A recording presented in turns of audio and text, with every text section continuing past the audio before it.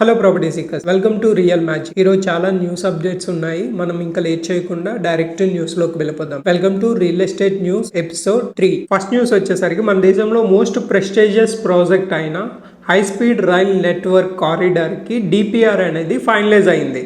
ఈ project value వచ్చేసి 2 lakhs crores.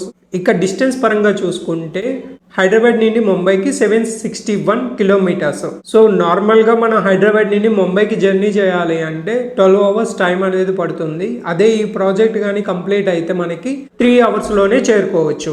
Next తెలంగాణలో ఈ ప్రాజెక్టు శంషాబాద్, కోకాపేట్, వికారాబాద్ మీదుగా వెళ్తుంది. ఇక సెకండ్ న్యూస్ వచ్చేసరికి భారత్ ఫ్యూచర్ సిటీకి సంబంధించిన FCDA ఆఫీస్ అనేది ఈ నెల 10th ముఖ్యమంత్రి రేవంత్ రెడ్డి గారు ఇనాగ్రేట్ చేశారు. మొత్తం ఈ ఫ్యూచర్ సిటీ పరిధిలో 56 విలేజెస్ అనేవి ఉన్నాయి.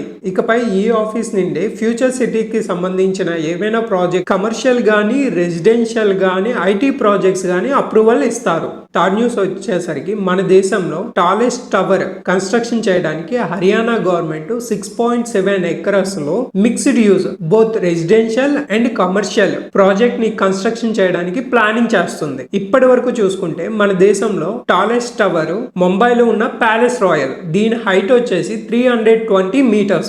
ఒకవేళ హర్యానా గవర్నమెంట్ ఆ టాలెస్ట్ టవర్ కన్స్ట్రక్షన్ చేసినట్లయితే అది మన దేశంలోనే కాకుండా వరల్డ్స్ లో one of the tallest building గా ఉంటుంది.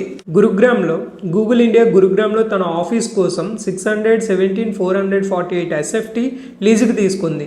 గూగుల్ 5 years కి లీజ్ అమౌంట్ 671 crores అనేది పే చేయబోతుంది. ఎవ్రీ 3 years కి 15% అనేది పెరుగుతుంది. నెక్స్ట్ న్యూస్ అమరావతి గురించి. అమరావతిలో సెంట్రల్ గవర్నమెంట్ ఆఫీసెస్ ఓపెన్ చేయడానికి ప్లస్ అందులో పనిచేసే ఎంప్లాయీస్ కోసం both residential and commercial complex కట్టడానికి ప్లాన్ చేస్తుంది. ఈ ప్రాజెక్ట్ వాల్యూ వచ్చేసి 2,534 crores అండ్ ఇది 3 years లో కంప్లీట్ చేయాలి అనేది మెయిన్ టార్గెట్.